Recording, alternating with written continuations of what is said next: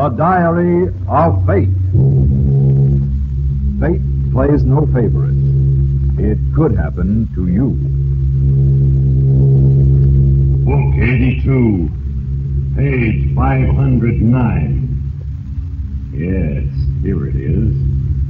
The life record of John Haines. A record tainted with clever compromises, shrewd lies, and elaborate infidelities.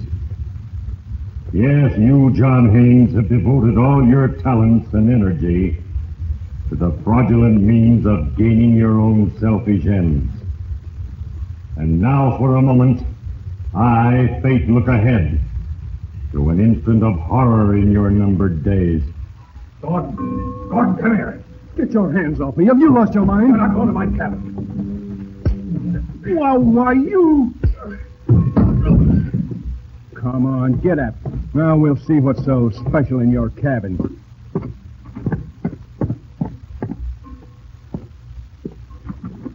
Why, look at this room. The chairs. The snoot. If you want to see John Haines alive again, it will cost you $50,000. You will be... Very well, Gordon. John, you fool. You'll never get away with this. My dear brother-in-law is only one man's opinion.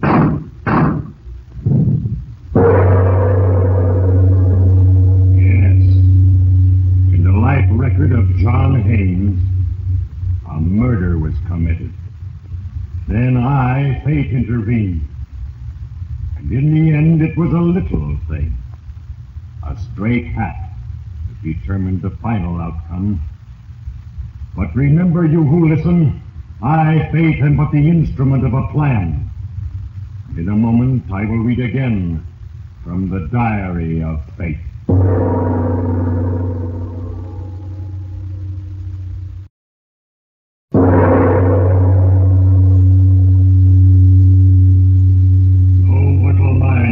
The final results of little things.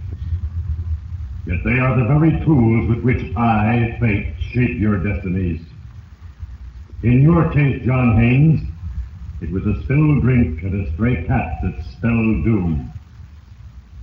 Remember where it all started? You were waiting at the airport for the arrival of a plane bringing Nancy Keith from Chicago. Nancy? Huh? Nancy, here I am. Oh, hello, John. Been waiting long, darling? Oh, seems like years. Hey, wait a minute. Kiss? That's better. The car's over here, Nancy. Oh, good. I'm tired out. Well, how are things in Chicago? How's any fashion show? They call it the new look, but all a model ever sees is the same old look, believe me. Oh, I detest the idea of other men ogling you, Nancy. I wish you'd quit modeling. Quit?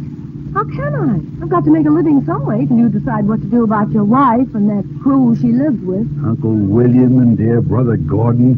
Well, don't forget it, won't you? I'm not forgetting. Uncle William holds the strings of a very fat family purse. So where does that leave me? Oh, please, Nancy. Let's not talk about that now. We've got the whole afternoon together. Afternoon? What about tonight? What about dinner? Well, I have to be back at Bayville tonight. What? You mean the very first day I'm back in town, you have... I can't help it, Nancy. Uncle William's getting suspicious. That old story of mine about roaming around to get inspiration for my paintings is a little threadbare these days. I've got to be careful. All right, John. Just don't be too careful at my expense. What do you mean? I'm in love with you. I want to marry you. I'm not going to spend my life waiting. Think it over, John. When you're out in that mansion at Bayville tonight, give it some good, serious thought.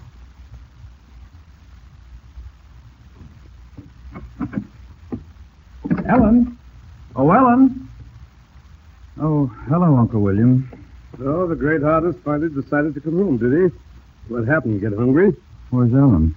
Sleep upstairs, nerves again.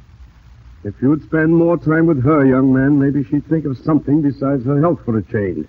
Where have you been? Making sketches at Ram's Head Point. And where are the sketches? Well, they weren't right, so I threw them into the sea. Oh, splendid. Now, if you throw the rest of that stinking clutter of yours into the sea, we'd all be happier. Look, Uncle William, I don't like working here at the house any more than you like it. If there were any other place... There it is. I just thought of it today. The Lady Grey tied up at my pier. There's nobody on the yacht now, and you won't be disturbed. I'm having her painted next spring, so your sloppiness won't matter. How's that suit you? The yacht? Why, that's fine. Just fine. Yes, John, you were careful not to show your anger in front of your wife's uncle, because of the money he controlled. As soon as you left the house, you called Nancy and asked her to come out to the Lady Grey. Then, 2 hours later, as you sat in the luxurious main cabin of the yacht, a drink in your hand, she listened attentively as your real feelings boiled to the surface. Nancy, I'm at the end of my rope. That old man's going to open his mouth just once too often. Well, frankly, John, I'm surprised he hasn't kicked you out long ago. Oh, that's easy. I'm Ellen's husband, and dear old Uncle William will do anything for her happiness. You'll never get dressed. You like all this luxury too much. Listen, Nancy, you're the most important thing in the world to me. But I'm smart enough to know we've got to have money. I'm going to leave this outfit. But when I do, I'm taking plenty of cash with me. And just how do you propose to do that? Insurance. Ellen's insurance. It's all made out to me. John. Oh, John. You murder? Yes, Nancy. Exactly. Oh, stop it, John. Why, that's absurd. You've been listening to too many radio mysteries. It's not absurd. I'm serious. And I can get away with it, too. Look out, your glass. John, you've spilled your drink. It's all over this book. Robert Louis Stevenson kidnapped.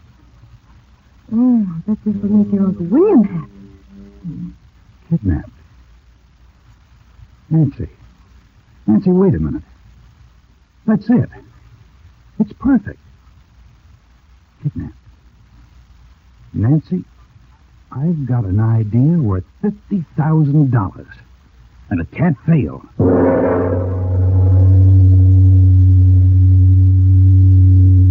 Yes, because of a little thing. Because you spilled a drink, you got an idea, John. An idea to kidnap yourself and collect your own $50,000 ransom. Nancy was skeptical at first, but at last she, too, saw the cleverness of your plan to be both kidnapper and victim. Far into the night, you developed your scheme carefully. The first step was to be threatening letters, planted where the susceptible Ellen would find them. And 2 weeks later, you watched the successful progress of your plan. Uncle William. Uncle William. Well, what is it? What is the matter, Ellen? Look, another letter. No. I was going through the pockets of John's suit when he was going to clean it. And I found it. Let me see. The time is near, John Haines. You have been warned. Just like the others. Letters cut from newspapers and pasted on a sheet of cheap paper. Uncle William, we must do something about these letters. If anything ever happened to John... No. It's all right, my dear. These are nothing but crank notes. I've been getting similar ones all my life. Well, good morning, my dear. Hello, Uncle William. Hey, what's going on here? Ellen just found another of those notes. What? Blasted, I thought I burned that. I didn't want to worry you, Ellen. I'm terribly sorry. I still say it's nothing to get excited about. Oh, John, Uncle William. Isn't either of you going to do anything? Please hire a bodyguard or something. Don't be silly, Ellen. I agree. Calm down, my dear. John, I'm sure these threats are nothing serious, but for Ellen's sake, you'll be careful. Yes, you would be careful, John. Because now you were ready. You told Ellen and Uncle William that you were working hard on a new painting. That you would stay on the yacht all night. Then you called Nancy. And when she arrived, you went over the plan with her in detail. It's working to perfection, Nancy. Ellen is frantic. When I turn up missing, she'll get that $50,000 ransom out of Uncle William in no time. I'm sure it's best to do it tonight, John. Positive. Now, you'll meet me at 7 o'clock sharp. It'll be dark by then. I'll be here. I'll drive out by the back road and pick you up at the end of the pier. Good. Now, I've checked the watchman's rounds. He stops here every 4 hours, at 6, 10, and 2. Yes. Now, he won't see me leave, but he'll discover I'm missing at 10. Uh-huh. I'll plan a ransom note in here and tip over the furniture, make it look good. What about a story to tell later? Oh, I'll have a dandy. Like, that porthole there. I always leave it open. A masked man stood on the pier, stuck a gun through there, and made me unlock the door. And then his accomplice came in and got me. Fine, that'll work. Sure it will. But just one thing. You know that little filling station on the back road? Stop there and call me at 6:30. Oh? I'll be at the watchman's shack, just in case anything comes up on this end. You got it? I've got it. I'll see you tonight. I hope nothing goes wrong. It won't. I tell you, Nancy, this idea can't fail. Yes, you were sure of yourself, John. Confident that nothing could go wrong. But at that moment, unknown to you, your frantic wife Ellen was speaking by telephone to her brother Gordon in the city. Yes, I found another letter. I know something terrible is going to happen. Gordon is the only one I can turn to. You must help me. All right, Ellen. I'll come out and talk to him. I may even have some good news for him, but I can't possibly make it before 11 tonight. 11? That's right. So I won't bother coming up to the house. I'll go directly to the yacht. Thus, John, without your knowledge, your brother-in-law Gordon would visit the yacht at 11 o'clock. That would not upset your plan if everything went according to schedule. But then fate intervened, and a little thing happened. It was almost 6:30, and Nancy was driving the back road, when suddenly a stray cat darted in front of her car.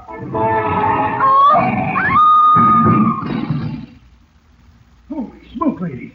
That was some bump. You all right? You hurt? Oh, no, I'm all right. A cat. It ran in front of me. Yeah, I saw it.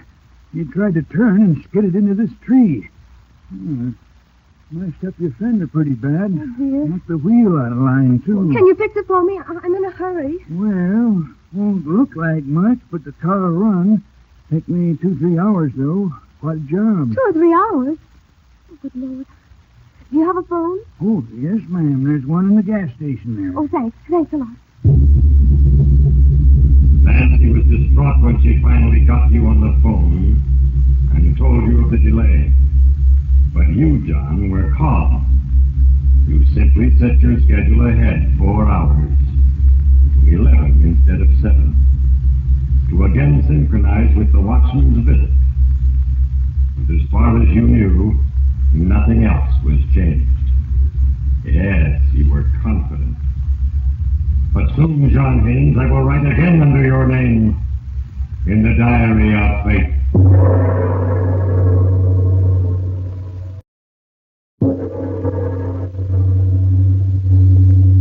Yes, John Haines, because of a little thing, a stray cat, your rendezvous with Nancy Keith had been postponed. But now, with only 10 minutes to wait, you checked your cabin on the yacht for the last time. The chairs you had overturned, the smashed lamp, the ransom note, everything was according to plan. At 2 minutes to 11, you stepped out onto the fog-enshrouded deck. Then you heard a car approach.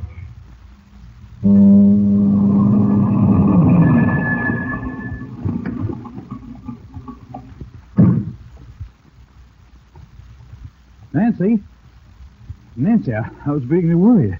Is everything all right? What's that, John? What did you say? Gordon. Oh, that's right. Flesh and blood, too.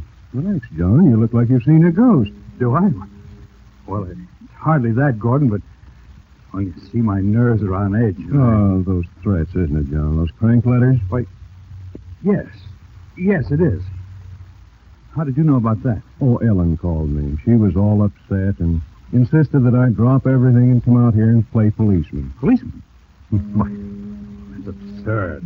Yeah, you're probably right, but since I'm here, I'd like to talk to you about something. It's awfully raw out here in this fog. Can't we talk in the cabin? No, we can't. But, that is, I'd like to get some fresh air. I've been working for hours. What is it you want to talk about? Well, it's a job, John. Commercial artist. You start at $85 a week, but in 6 months, maybe less, you'll be making twice that. I'm not interested, Gordon. Oh, you will be when you've heard all I have to say. Let's go below. I'm frozen. Come on, I'd why I'm out on a night like this and be on... Gordon, come here. Get your hands off me. Have you lost your I'm mind? not going into my cabin. Why, you... Come on, get up. Then we'll see what's so special in this cabin.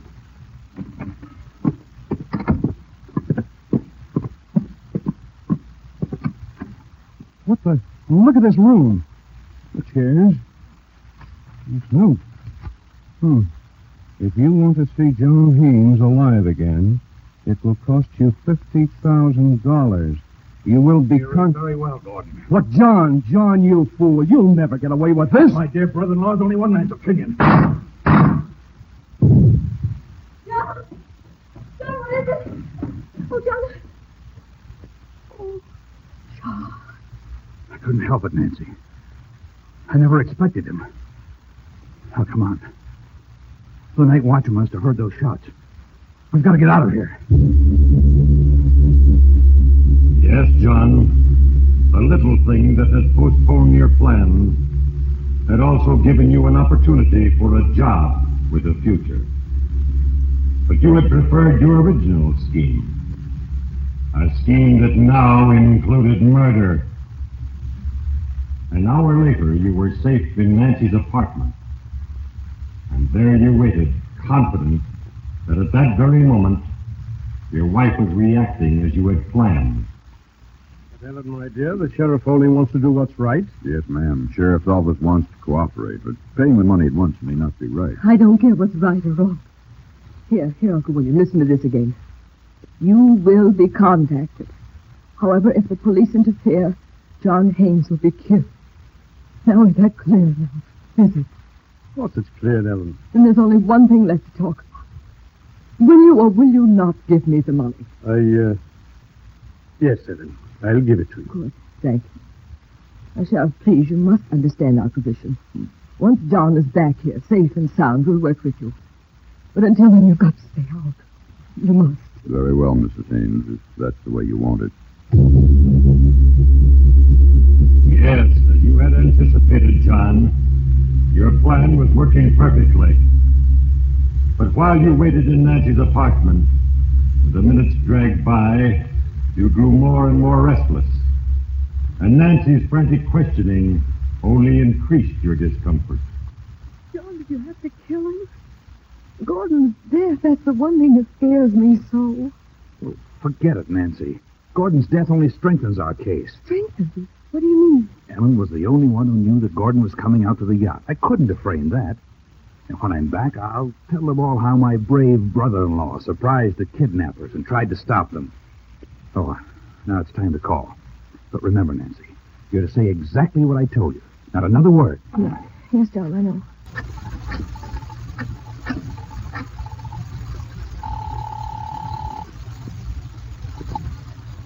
Hello?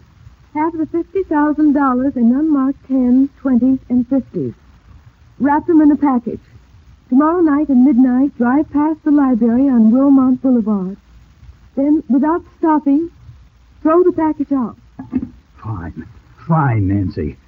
Oh, now we're all set, darling. But, John, are you sure the police The will... police won't be within miles. You can count on Ellen for that. Even if they are, it won't matter much. What? I don't follow that. Look, I'm only John Haynes' kidnapper until I'm discovered, Nancy. Then I'm just John Haynes, remember? The next day moved slowly for you, John. And when night finally settled over the city, you were relieved. At 5 minutes to 12, you stood in the shadows of the deserted library building and waited with impatience. Soon a car would come by, and you would have your money. Then, moments later, Nancy would drive past slowly, feigning motor trouble. Yes, John, it was all very simple.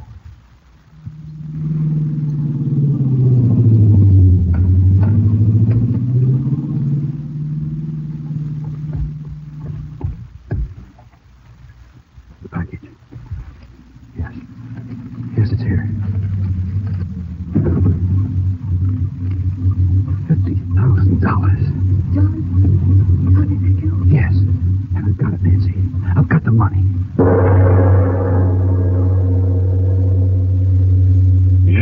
John Haines, you at last had the money you wanted so badly.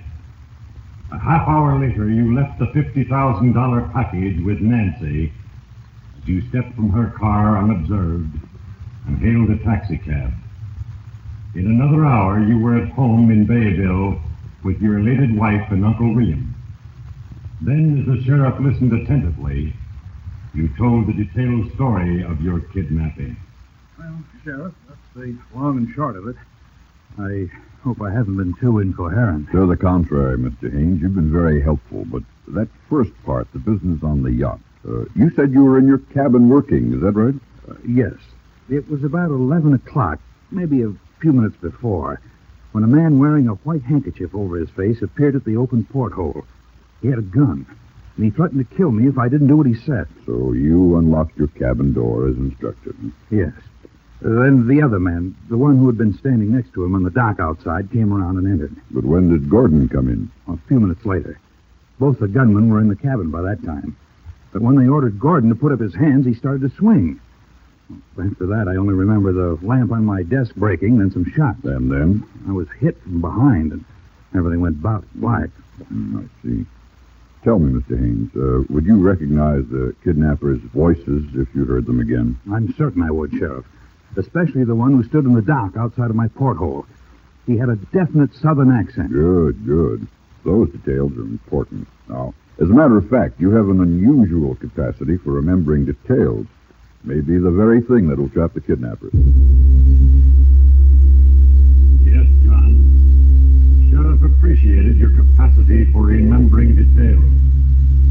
Details that you had rehearsed countless times in your own mind. But even as you listened to his words of confidence, your thoughts ran ahead to the day when you would have Nancy and the $50,000 you had so skillfully extorted. Yes, soon, John Haines, you would have everything you wanted. And soon I, Fate, will write the final entry under your name in the diary of Fate.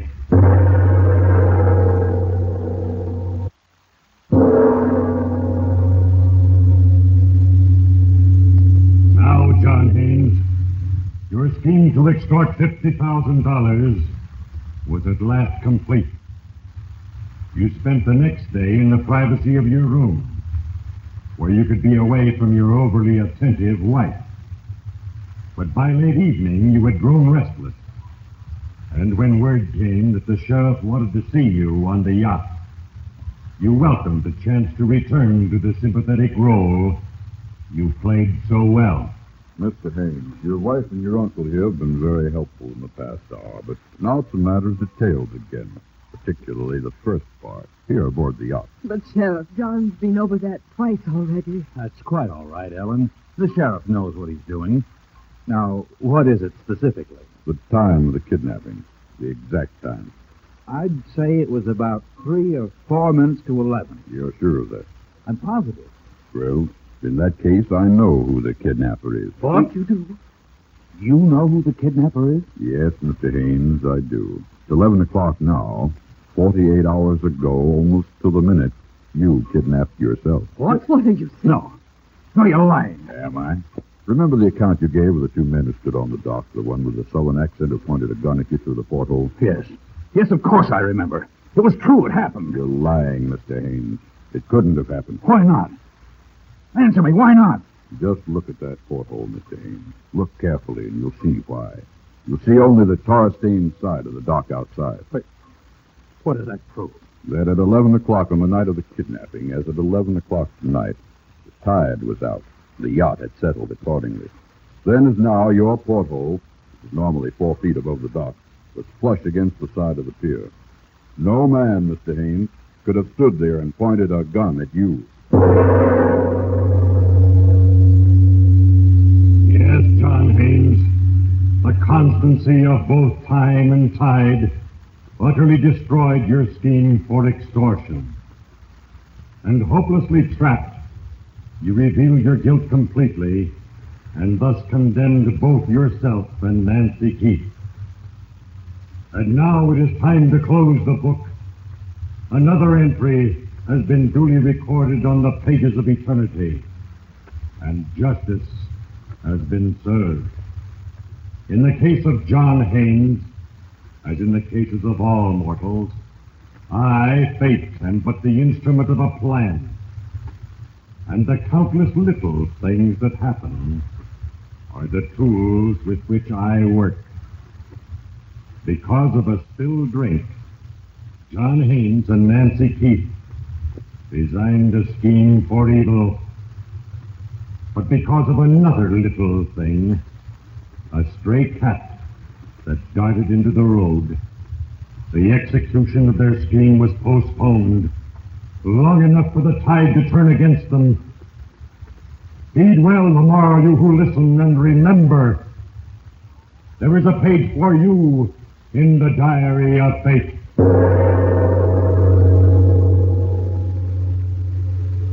Included in the cast were Herbert Lytton, Lorene Tuttle, Benny Rubin, Tyler McVeigh, Mike Stewart, Lou Lane, Ray Erlenborn, and Hal Sawyer. Diary of Fate is a Larry Finley production, transcribed in Hollywood.